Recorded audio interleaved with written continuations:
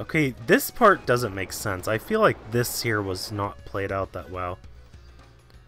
When we go into the jungle,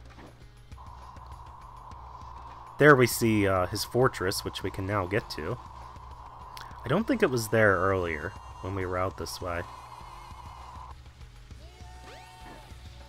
Now, from what I'm aware of, there is one emblem that we can get here in the woods. I don't know if I grabbed it already or not. I really can't remember. But it's somewhere here in the jungle. It's just like on the path, actually, if I'm thinking it right. Just what I thought. Time to make a house call. But yeah, at this point of the story, I would have thought the egg carrier would have crashed into the water. So when we get on it here, did he like rebuild it a second time? He might have. Because I don't know how else we'd be able to get on it when it's like just taking off. Because when Gamma went back to the ship, it was already crashed in the water. So that's where this whole time paradox thing doesn't make sense here. But we're on the egg carrier, so I guess we shouldn't complain.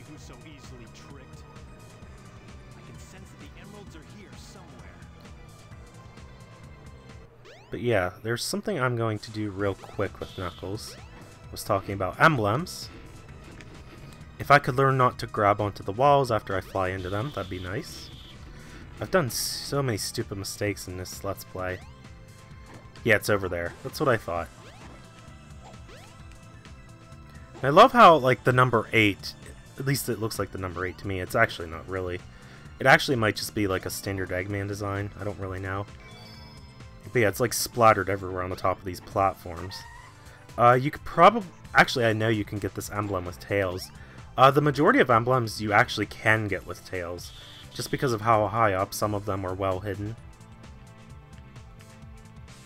Okay, we can't go in there. We don't want to stay under the water anyway, because we'll drown. You can drown in the adventure field, FYI. So don't think you're safe from that. What's going on? And then this happens. Transformers! It's totally what this ship is. This thing's always changing.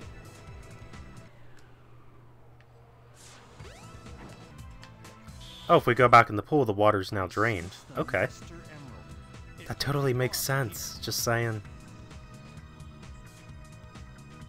And yeah, thanks for like a sudden cutscene right before I walk in here. That was apparently necessary. Could you just... Thank you. Hit the box. I like getting tons of rings before entering a stage. And here we have the final action stage for Knuckles, Sky Deck. And we're at one particular section on this course. And we can actually control the direction of the flow here, which is actually required. I kind of want to turn it a good way, though. I don't like the way I just tilted it. I actually don't like want it uneven. Maybe I have to grab it from here. Okay, why can I not move it? Seriously, why am I not able to move it the way I want it to? Maybe I have to grab it by pushing B. There we go. That's what I wanted. I want to tilt it this way first just to see if I can grab anything like this. I probably shouldn't have grabbed that speed up boost. I didn't really need it for this particular point in time. Okay, so nothing's in here. Wow, everything must be really hidden then. So there's usually like one that's hidden like right around this section. Oh, and these stupid cannons. I hate the cannons.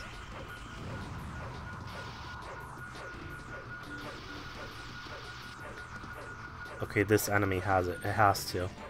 I guess I could do that charge up attack that I mentioned about. I had to let it charge up more though. Let's practice it on these guys, if I don't get hit first, so never mind. We can do it on these ones though. There we go. But I still get damaged anyway, that's jank. Okay, stop getting hit by enemies. Seriously, you're all mean to me. Okay, there's one in this cannon. I figured there was something like that hidden here at least. Okay, and I still need to find one more. I probably don't have the ship tilted in the right direction, but I still want to explore anyway. See if I can at least find the location where it's hidden at. I think there's a Takao orb, like, right here, though. Yep. So, what does she say? Looked like she went down over here somewhere.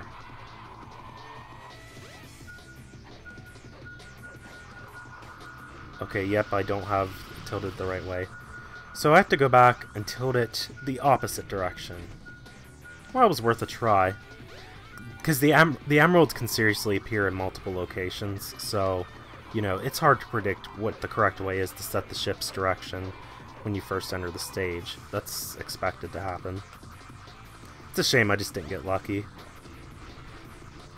I would have liked a little luck here, especially at this point in the game.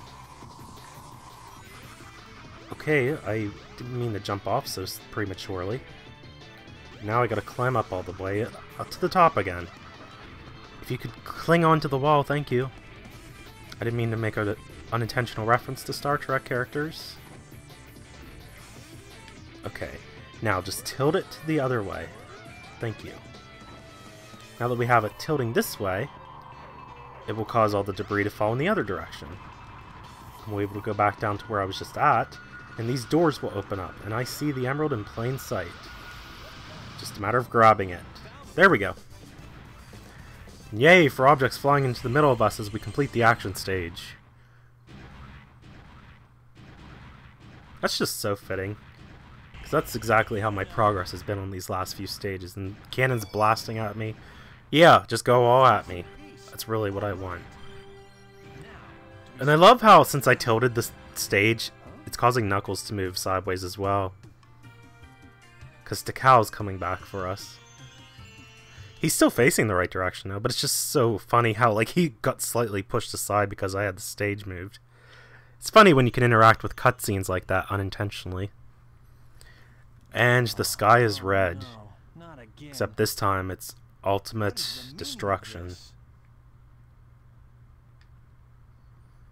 Takao's trying to tell you the dangers of chaos. That is what the meaning of this is.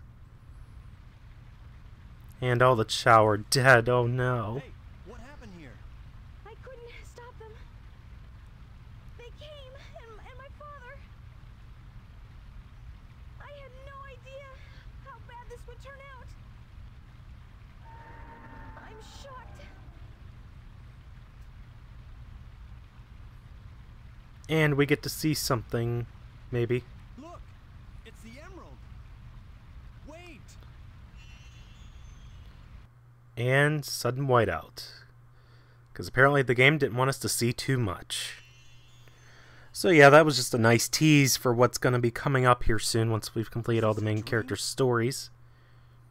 It's more like a nightmare. Oh, that's so cliched. This isn't a dream, it's a nightmare. Okay, we'll get right on it. We will help our friends. Because we're good like that. So yeah, we still have one more thing left to do with Knuckles before we're finally done with his story.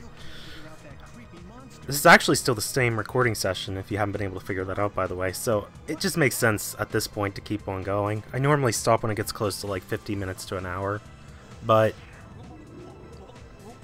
we're almost done, so we might as well just keep at it. I don't normally like to keep going, though. I mean, I looked at the recording. There's nothing wrong with it that I can see. It's not glitching on me. As long as it doesn't, like, get all, like, choppy, like. I've yet to see the capture card do this, though. But you never know. You know, things are still a work in progress with figuring out how things work. Even, like, with the microphone, I still record things in Audacity. I just have to amplify the volume because my microphone makes my voice sound so quiet compared to the actual game audio. There you are, Knuckles. About time. I will return. But yeah, Dr. Robotnik, the coward he is, takes off. I'd better let Sonic handle it from here. He'll do okay. There's still one more thing you have to take care of, though. Must return to Angel Island and the Master Emerald. He's just one step ahead of himself. It can't be. Yep. I guess he didn't get enough the first time. Chaos 6. You can't stop. So as I mentioned, you know, Chaos 3 and Chaos 5, anyone? What would they have been if we'd had to fight them? Would they have been different animal creatures, possibly?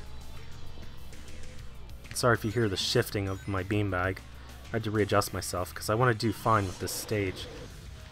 Okay, so he just inhales the bomb this time. We don't have to pick it up and throw it at him like we did with Sonic. And whoa, I didn't know that. That's like a dick move right there, to have part of the stage damaged, and then you have to... Okay, so we do have to pick it up and throw it. Okay, just kidding. JK. I hate when they return to the sky, though. I need to hit more than one.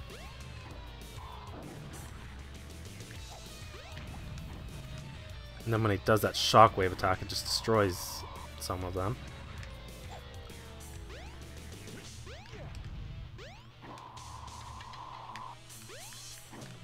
Okay, I missed it. I would have liked to hit another one, but it doesn't matter. Oh, there's one over there, though. Yeah, in the middle of Doom. No thank you. I'll just get this one over here instead. And, huzzah, we froze it again, and Chaos 6 is dead. Well, sort of. We took it out, though. That's what matters. And notice how the game doesn't reveal what happens to Chaos after you've destroyed Chaos 6. Could that be a big hint to something, maybe?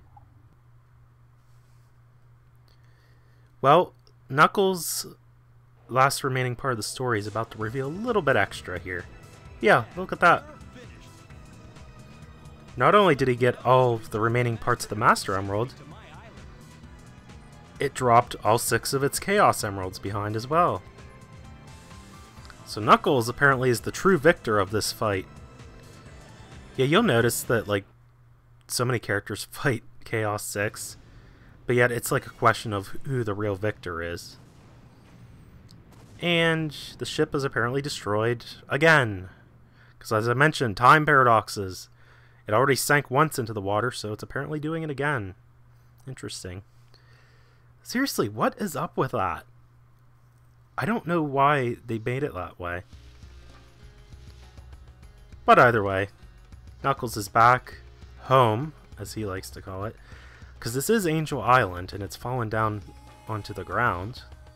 Because as many of you know, if you played Sonic the Hedgehog 3 and Sonic & Knuckles, Angel Island typically floats in the sky. Come to think of it, though, why am I even having to explain that? It showed that at the beginning. It showed it falling back down to the ground. This should do it. And Shazam! It's all fixed. All is well now. The Master Emerald and the island have been restored. Exactly. And as we're about to see, the island should now be raising back up into the sky. As he dramatically and slowly walks off into the foreground as the Master Emerald gets all glowy and mystical and magic and mysterious. And the ground trembles. And the island floats back up into the sky. Now notice how the island like fits perfectly though with where it landed at with the rest of the land. That is kind of interesting how that works. Kind of reminds me of Skyloft from Skyward Sword at the end of the game. I'm sure this is not a spoiler at this point, because, come on, the game's been out for a while at this point. I'll probably be on this floating island. But, yeah, Skyloft falls back down into Hyrule, into the sealed grounds, and it fits just perfectly, as many of you, I'm sure, have noticed at that point in the story. I may not know the whole story behind this, but perhaps it's better that way. I'm at peace once more. But wouldn't that just seem like a boring job to you, to have to spend your eternity on a floating island in the sky, away from like all your friends and everyone you know, just guarding this thing with no real apparent reason? It just seems odd. Now, he did carry up the 6 Chaos Emeralds with him. Keep that in mind, because we're not fully finished with Knuckles later on in the game yet. But anyway, that will be it for all of Knuckles' stages. They're fun, because I do like the treasure hunting. I do like that aspect. Some people aren't really into that. The second game I felt did a little bit better, because the stages were a bit more interesting with where they have the emerald pieces hidden at. Because on here, as you've seen, it looked like I just got lucky with some of these stages where they were like in plain sight. Of course, though, it's only like one part of the action stage compared to like let's say Sonic was playing through like the Red Mountain.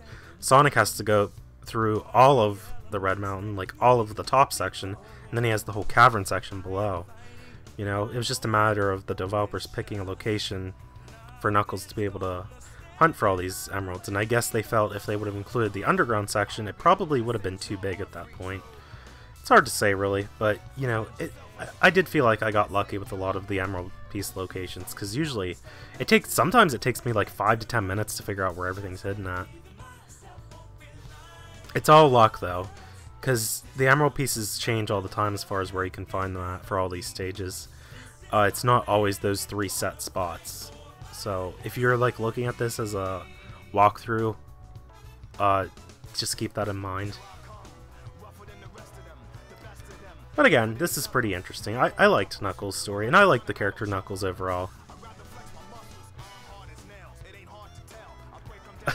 I love the rap song that plays in the background for this. It like fits Knuckles so well, like the actual lyrics to the song. I don't know why they go with like a jazz style music though. I never quite understood that. Like they always give Knuckles jazz. He totally needs rock music like Sonic does. I honestly think Knuckles needs like a rock music theme. It's always jazz. I just never understood that. Or like R&B even. Like he either has jazz or R&B. It just depends on the case. Yeah, look at all those guitars. And the bass. And the drums. I mean, sure, we got some of that with Sonic and some of the other characters. But why not Knuckles? You know, he totally needed rock music. Even some guitar would have been nice. Oh well, what are you gonna do? That is my only like real complaint with how the characters like portray Knuckles. They always give him like a jazz theme. I don't hate jazz music, like I'm not saying that at all. It's just that I don't think it fits Knuckles. That's all I'm saying.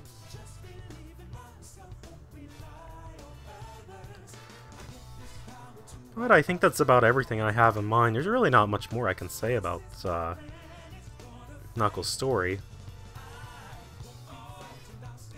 But in other words, I have about a minute or two yet to discuss other things.